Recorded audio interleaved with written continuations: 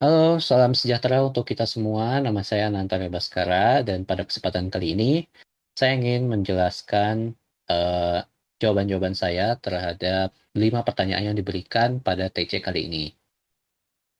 Em, kita langsung aja mulai yang pertama ya. Jadi untuk soal yang pertama, ini soal audit iklan klien. Jadi saya harus memilih satu iklan di Meta Ads Library dari brand. Brandnya ini kebetulan karena brand challenge saya adalah kopi kenangan, jadi kopi kenangan. Kemudian saya harus menebak siapa sih target iklannya itu, tapi berdasarkan teks dan gambar atau video iklannya aja gitu. Oke, langsung aja. Jadi dari sini saya sudah buka ya. Em, saya sudah memilih satu iklan dari Meta Ads Library, yaitu tentang signature bake yang berkolaborasi hasil kolaborasi kopi kenangan dan chef Martin Praja. Oke, mari kita langsung buka saja. Oke, sebelumnya jadi harus diketahui juga ya, jadi iklan yang baik, iklan yang efektif itu adalah yang bisa menyampaikan pesannya dengan efektif melalui 3 tahap. Yang pertama itu bisa menarik perhatian audiens, kemudian yang kedua itu bisa membangun ketertarikan dan keinginan audiens ini untuk mencoba dari produk atau jasa kita, kemudian yang akhirnya pada akhirnya itu melakukan suatu tindakan atau pembelian atau pengunjungan mungkin kalau misalnya store ke eh, brand kita seperti itu. Nah, kita eh, mulai lihat saja ya dari sini. Oke, siapa sih target audiensnya? Jadi kita bisa lihat dari visual dulu.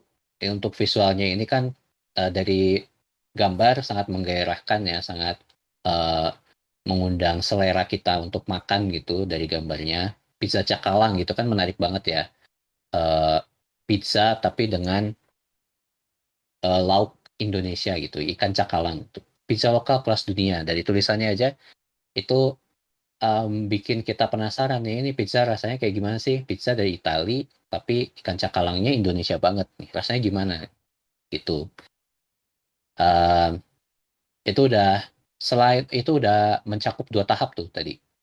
Yang pertama sama yang kedua, awareness dan consideration. Kemudian kita bisa lihat nih dari gambar selanjutnya nih, ini carousel ya. Itu Chef Martin Praja Signature Bake ternyata. Pizza cakalang yang salah satunya. Dan yang lainnya juga ternyata.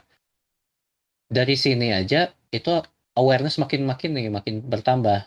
Apalagi Chef Martin Praja itu kan seorang chef ya dan terkenal banget. Dulu juga pernah di Trans TV acara masak-masak gitu. Jadi akan menggugah eh, penasaran orang dan eh, gimana sih rasanya hasil makanan dari chef ini gitu. Jadi menarik banget ya. Nah, itu dari gambar. Kemudian dari kata-katanya nih, from Indonesia to the world. Itu siap-siap jatuh cinta. Wah, nih kapan lagi bisa nikmatin pizza dengan topping sambal cakalang. Jadi dari kalimatnya sendiri bisa dilihat ya, itu bikin foodies atau orang-orang yang penasaran banget sih, yang penyuka kuliner itu penasaran banget nih sama pizza rasa cakalang buatan chef gitu. Itu pasti jadi apa ya? Jadi bikin orang itu pengen ke outlet gitu, pengen pengen cobain, pengen beli gitu. Dan kehadiran Chef Martin Praja ini juga membuat kita bisa memperkirakan ya, iklan ini tuh target marketnya tuh eh, siapa sih ini. Kopi Kenangan tuh pengennya nargetin siapa dengan iklan ini. Kita bisa lihat ya, Chef Martin Praja ini tampan gitu. Dan di berita-berita juga selain ketampanannya, cara masaknya jenaka gitu, disukai perempuan gitu. Tapi nggak perempuan doang, disukai juga nih sama foodies gitu. Jadi kita bisa tebak itu kalau dari gender itu ada laki-laki ada perempuan, tapi perempuan akan lebih banyak. Kemudian foodies, penikmat kuliner juga. Dan dari segi bahasanya juga ya, bahasa yang sangat santai gitu. Ini kita bisa range umurnya itu dari 18 sampai mungkin 25 atau 35 gitu. Jadi masih generasi milenial dan Gen Z dari kata-katanya juga gitu. Seperti itu. Oke, itu untuk nomor satu ya. Eh untuk nomor duanya ini rancang funnel iklan sederhana. Oke. Em, jadi funnel iklan itu kan eh, seperti yang sudah saya bilang ya, awareness, consideration, kemudian conversion atau action gitu ya. Itu sudah menjadi rancangan yang dasar dan saya punya contohnya itu contohnya tadi ya sebenarnya bisa kita lihat dari iklan tadi sebenarnya. Misalnya dari awareness-nya tadi ya. Itu eh, ini produk yang sangat menarik yang belum ada dibuat ya di kedai-kedai lain gitu. Pizza Cakalang dari situ aja awareness orang-orang sudah tertarik apalagi dibikin sama Chef Martin gitu. Semakinlah tertarik orang-orang itu. Jadi dari awareness-nya sudah memenuhi ya. Konten bentuk konten carousel simple seperti ini juga dan visualnya yang menarik itu juga membuat eh, apa bagian funnel awareness-nya ini terpenuhi dengan baik gitu. Kemudian untuk consideration-nya itu nyambung sama awareness tadi. Jadi kayak Chef Martini ternyata nggak cuman bikin pizza cakalang aja, tapi dia punya signature bake yang lain. Mulai roti sisir, pizza rasa lain, croissant, matcha, dan Milo, dan sebagainya gitu. Dan itu semakin orang makin tertarik nih untuk mencoba gitu. Jadi lanjutan dari awareness tadi. Apalagi kalau misalnya mereka ada rencana gitu, liburan. Oh iya, kata-katanya juga kenangan yummy-yummy gitu ya di bawah sini. Itu juga meningkatkan awareness dan consideration orang-orang juga untuk eh, datang ke outlet dan mencoba ini atau memesan lewat online juga. Seperti itu. Untuk consideration-nya, oh sorry, nggak online ya, cuma di outlet aja. Nah dari sini kelihatan nih, ini untuk funnelnya direpresentasikan seperti ini. Udah bisa kamu temuin di outlet kopi kenangan terdekat. Buruan cobain sebelum kehabisan. Jadi ada pressure-nya di sini. Buruan cobain sebelum kehabisan. Jadi bikin orang-orang itu ya sebelum campaign ini habis ya masa berlakunya gitu orang-orang yang pasti ngejar gitu pengen pengen cepat-cepat nyobain gitu pizza Cakalang dan signature bake lainnya dari Chef Praja ini seperti itu untuk nomor dua. Oke, untuk nomor tiganya media plan dan alokasi anggaran. Kenapa ingin pasang iklan di Google Meta dan TikTok Ads gitu ya. Jadi dari saya sih sudah ada ini ya membuat ya untuk pembagiannya itu sendiri kalau Meta Ads itu 40%, kemudian TikTok Ads 35% dan sisanya itu untuk Google Ads. Jadi uh, again ya kalau kita beriklan itu kita harus melihat juga target audiensnya kita yang kita sasar gitu. Dari platform itu sendiri ciri khasnya apa? Misalnya untuk Meta Ads ini berarti Instagram dan Facebook ya sosial medianya. Jadi kita harus melihat juga bahwa Instagram Facebook ini kan banyaknya Gen Z dan milenial dan sangat sering kali juga digunakan untuk promosi produk baru, kolaborasi dan sebagainya. Yang itu tuh ngarahnya itu lebih ke engagement gitu, lebih ke ngarahnya ke brand awareness dan estetik seperti itu. Jadi makanya eh, diperlukan anggaran yang lebih besar daripada platform lainnya karena tujuan utamanya ini banyak ya. Brand awareness, engagement, dan eh, produk melalui konten visual seperti itu.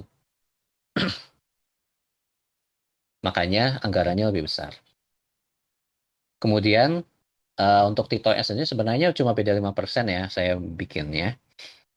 Tapi di sini itu memang lebih kepada TikTok itu kan tempat orang, sebenarnya TikTok itu tempat di mana orang kalau misalnya nyari promo baru atau tempat makan baru, makanan ya, apa kuliner dan sebagainya, eh, itu sangat ditampilkan dengan nyaman dan orang-orang suka gitu. Jadi makanya bedanya cuma 5% sama tadi ya. Tapi di sini eh, periklanannya itu lebih kepada viral marketing dan lebih human. Kan yang sebelumnya estetik ya, tapi kalau yang ini human. Kenapa? Karena audiens dari TikTok itu sendiri itu lebih menyukai konten-konten yang dia tuh natural. Dia tuh punya weaknessnya di sini tapi bagus ya. Weakness maksudnya jadi eh, sangat asli gitu, nggak fake seperti itu. Nah makanya saya menuliskan di sini itu menampilkan behind the scene, misalnya tadi Chef Praja gitu, misalnya pas lagi buat eh, apa signature bag itu kayak gimana sih prosesnya gitu, terus dealan sama kopi kenangannya gimana sih, hal-hal seru ketika deal kayak gimana dan sebagainya gitu. Atau juga di sini juga bisa kayak kita bisa menggunakan UGC ya, konten UGC gitu. Jadi orang-orang yang udah pernah cobain pizza Cakalang gitu, testimoni dan sebagainya, bikin video, kemudian tag si kopi kenangannya dan jadilah itu sebuah konten yang eh, konten viral marketing gitu. Jika dikemas dengan baik seperti itu. Dan ya TikTok juga fitur targeting yang berbasis lokasi, usia dan minat ini bisa sangat membantu sekali untuk periklanan ini gitu. Jadi makanya anggarannya cuma beda tipis ya sama tadi. Kemudian eh, untuk Google Ads sendiri, Google Ads ini lebih kepada em, saya menuliskannya di sini menggunakan keyword ya kan. Google Ads itu adalah periklanan yang dia itu sangat mengandalkan keyword. Di sini itu saya menuliskan kopi terdekat, kopi kekinian, dan promo kopi hari ini gitu. Dan ini bisa sangat nyambung dengan campaign tadi. Jadi kayak kalau misalnya kopi terdekat gitu, itu berarti kan ngarahnya ke outlet terdekat dari kopi kenangan yang dicari oleh eh, searcher ya di daerahnya tempat dia mencari gitu. Terus promo kopi hari ini, jadi kita eh, si pencari keyword ini juga bisa mencari promo kopi yang sedang relevan saat ini dan kopi kenangan ini bisa masuk di sini kalau misalnya kita menggunakan Google Ads. Tapi memang lebih kepada remarketing ya, jadi menampilkan iklan eh, yang dia itu pernah lihat gitu si kopi kenangan ini atau pernah pakai apps-nya, pernah mengunjungi websitenya, dan sebagainya, atau lewat di timeline kopi kenangan, tapi belum tertarik sama promo ini, kita bisa menggunakan Google Display Network. Seperti itu, Google lebih kepada sana. YouTube juga sama gitu. Kalau misalnya eh, lebih in-depth lagi, misalnya kopi kenangan membuat video storytelling tentang apa bagaimana penjelasan menu baru dan itu dijelaskan oleh chefnya secara langsung, itu bisa juga kita iklankan kepada orang-orang yang intent based buyer seperti itu. Jadinya itu diharapkan menjadi traffic, kemudian mereka semakin tertarik karena terpapar terus ketika mereka menggunakan Google, jadinya mereka tertarik untuk mengunjungi outlet atau aplikasi, memesan produk yang kita sasarkan kepada mereka seperti itu dan jadilah conversion. Seperti itu untuk platform ads-nya. Kemudian media plan ya. Kemudian buat iklan dan materi kreatif. bikin satu iklan gambar untuk meta ad dengan CTA yang jelas. Oke. Eh, karena ini kopi kenangan ya, jadi saya coba buat gitu, saya sudah coba buat promo yang sekiranya bisa memenuhi juga funnel awareness, consideration, dan conversion seperti itu. Berdasarkan contoh tadi ya. Jadi ini yang saya buat. Eh, saya menggunakan apa unique date gitu ya, hari peringatan, dan saya menggunakan Hari Kopi Sedunia yang eh, setiap Sabtu Oktober itu dirayakan gitu. Itu pas banget ya. Jualan kopi kan. Pasti Hari Kopi Sedunia itu harus kita tap in dong gitu. Nah, untuk promonya sendiri seperti ini. Jadi orang yang beli di tanggal 1 Oktober bisa beli satu dan gratis dapat dua signature aren gitu. Dan itu saya juga em, dari situ kan awareness-nya dapat ya, terus consideration-nya juga eh, tertarik gitu orang-orang. Kemudian di mana sih pressure-nya, di mana untuk jadi action, jadi conversion gitu. Nah, kuncinya ada di sini pressure-nya. Cuma hari ini, cuma di kopi kenangan, cuma hari ini gitu. Jadi ya kalau udah besok nggak akan bisa lagi. Misalnya 2 Oktober, ya udah nggak ada nih promonya gitu. Lumayan kan beli satu gratis dua gitu. Ngehemat sampai mungkin 60.000 ya, 40.000 gitu. Kemudian untuk CTA-nya sendiri, sambungan CTA-nya, gimana nih cara belinya? Nah, buy now on app gitu. Jadi di sini saya mengarahkannya untuk orang-orang membelinya melalui apps dari Kopi Kenangan gitu. Jadi meningkatkan visitor apps-nya dan conversion di situ, pembelian di situ. Seperti itu. Nah, di sini juga ada TNC kecil ya, TNC singkat promo hanya berlaku di 1 Oktober. Jadi orang nggak bingung Hari Kopi Sedunia itu emang kapan gitu. 1 Oktober nih sudah ada di sini. Seperti itu. Kemudian, oke yang terakhir, as destination conversion tracking. Kapan harus gunain instant form di Meta dibandingkan mengarah ke landing page? Em, kalau instant form itu kan lebih kepada bisa kita gunakan kalau misalnya kita membutuhkan detail profil dari orang-orang yang kita targetin seperti itu. Jadi kayak nama, nomor telepon, email, dan sebagainya. Nah, em, kalau misalnya instant form ini kan, kalau misalnya dengan contoh kopi kenangan ya, em, kopi kenangan itu kan di mereka itu selalu mengarahkannya kalau nggak ke outlet, beli di app seperti itu kan.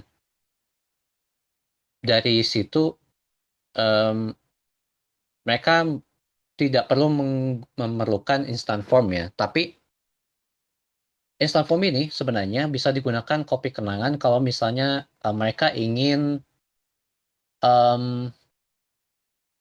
ingin menawarkan secara berkala promo-promo mereka melalui misalnya kalau misalnya isi formnya email, kalau misalnya ke ke WA gitu. Jadi itu bisa apa ya, menjadikan strategi baru juga ya sebenarnya buat kopi kenangan. Kalau misalnya instant form ini digunakan seperti itu. Jadi orang-orang yang misalnya udah beli, terus mereka udah tertarik pada satu campaign, kemudian untuk bulan-bulan selanjutnya mereka bingung mau mencari campaign yang lainnya lagi karena ya kan eh, misalnya males gitu nyari apa promo-promo dari kopi kenangan dan sebagainya atau lupa gitu karena sibuk atau sebagainya. Dari instant form ini bisa kita gunakan untuk mengingatkan mereka, ngasih tahu mereka kalau ada lagi nih promo gitu. Ada lagi nih campaign baru yang pasti kamu tertarik dan sebagainya seperti itu. Begitu. Em, kalau soal dibandingkan mengarah ke landing page, sebenarnya hmm, Perbedaannya itu lebih kepada orang nggak usah buka browser sih. Pertama itu kayak kalau misalnya ke landing page itu kan ya again ya harus buka Google, kemudian mungkin nyari manual atau nyari keyword yang berhubungan dengan promo dari produk kita itu yang di landing page itu gitu. Tapi kan itu eh, tahapannya lebih banyak dibandingkan kalau misalnya kita yang eh, binge scroll ya di Instagram gitu. Scroll, scroll, scroll, scroll. Kalau misalnya kita pernah berinteraksi atau kayak kita mencari kata kunci soal kopi dan sebagainya ke dari kopi, nah itu bisa lewat di situ tanpa si audiensnya itu bersusah payah untuk mencari gitu. Seperti itu. Jadi akan lebih menjangkau lebih banyak orang ya yang sengaja maupun tidak sengaja mencari yang hal-hal yang berhubungan dengan promosi dari kopi kenangan itu sendiri gitu. Seperti itu jadinya. Oke,